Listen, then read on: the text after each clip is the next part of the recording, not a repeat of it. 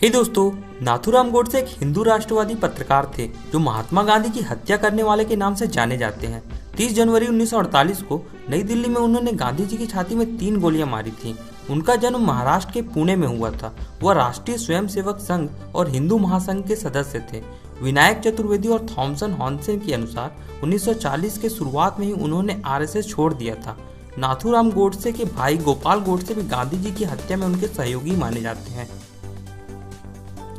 RSS छोड़ने के बाद भी नाथूराम आरएसएस के लिए कार्य करते थे।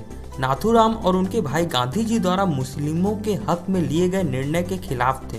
गोडसे ने जिस समय गांधी की हत्या की, उसी समय पुलिस ने उन्हें गिरफ्तार कर लिया और 8 नवंबर 1949 को उन्हें फांसी दे दी गई थी।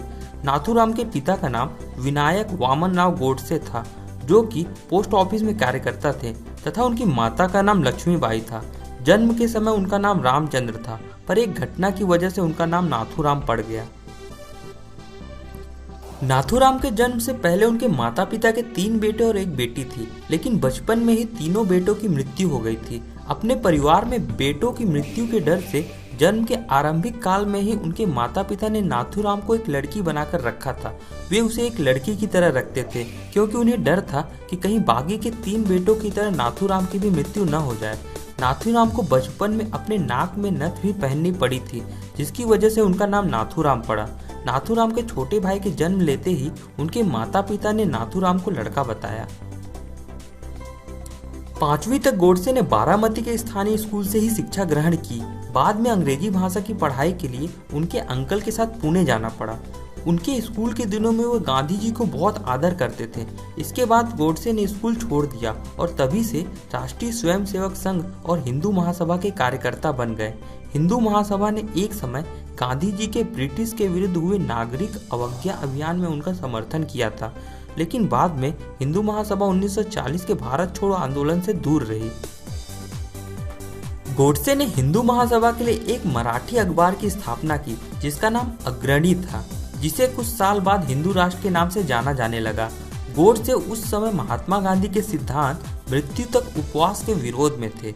नाथूराम गोडसे एक विचारक, समाज सुधारक, पत्रकार थे और गांधी जी की सम्मान करने वालों में अग्रिम पंक्ति में थे।